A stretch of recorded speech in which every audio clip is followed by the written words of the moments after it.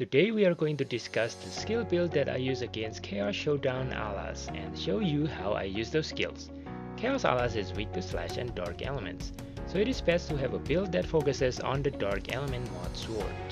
The boss also has around 300% critical resistance, thus I will not do any critical build against this boss.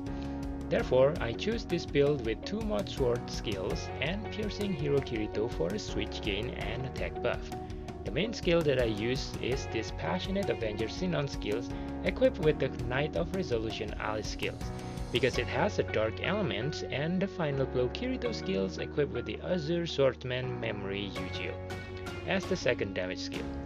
For the last skill, I use an Awakening Sinon skills with an attack increase Awakening bonus, because the Passionate Avenger skills can get 1000 attack when I equip 3 Sinon skills. For the third Sinon skills, I use the Cool Witch Sinon on the ability slots that also give me the defense increase based on my level, which will increase my damage for both of my mod sword skill. The Final Blow Kirito skill also has a requirement to have 3 Kirito skills on the sets to get an extra 1000 attack. Thus, I have this Blue Rose in the Night Sky Kirito skills on my ability along with the Piercing Hero Kirito to complete the 3 Kirito requirements.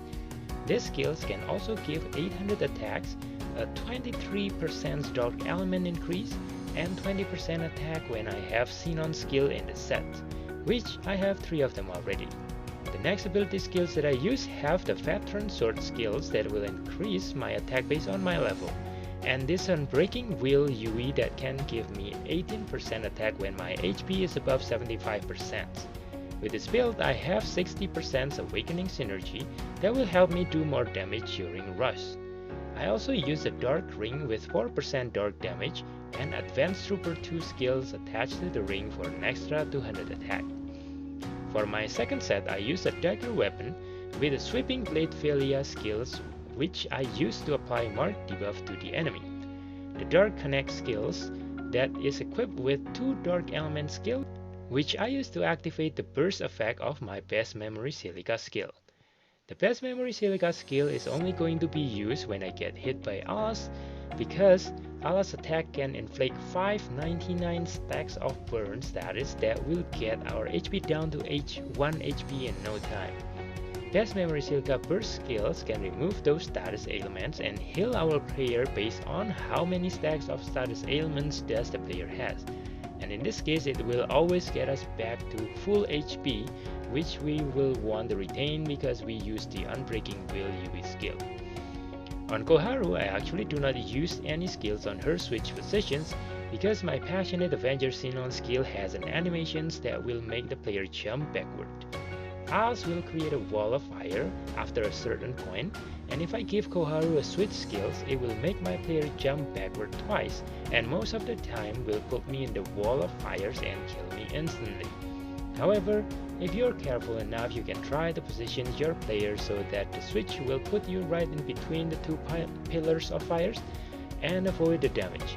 But I don't want to risk losing my rush while farming, which will make my run a lot slower. The other skills here is a defense buff skill to increase my mod skill damage, and a skill that will give the enemy a death mark debuff to increase my damage by 10%. With that, I'm ready to face the boss.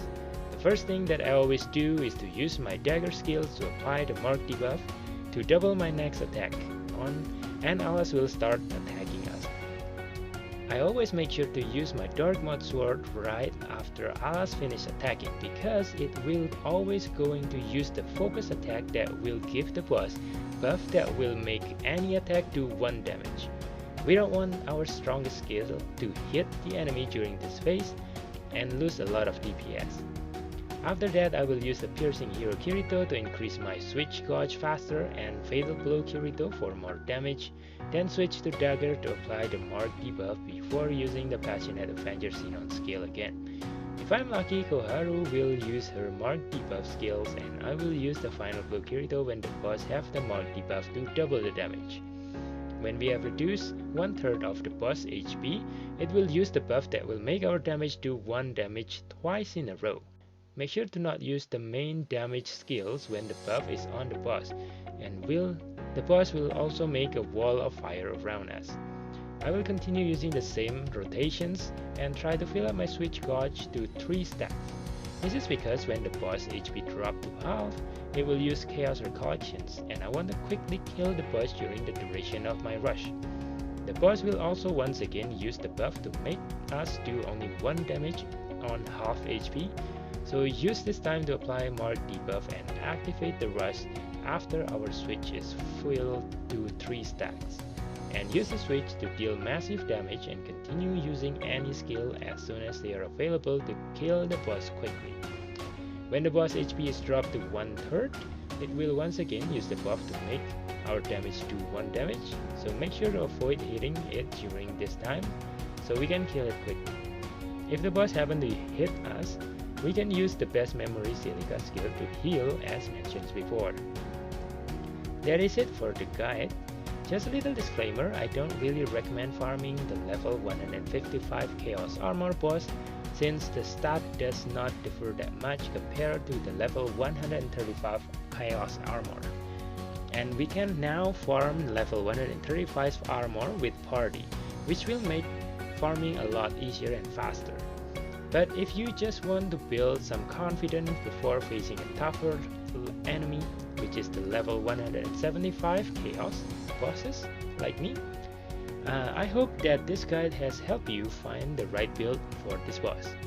And if you decided to farm level 135 Chaos Armor, I have a previous guide and build that will help you find the correct build as well here.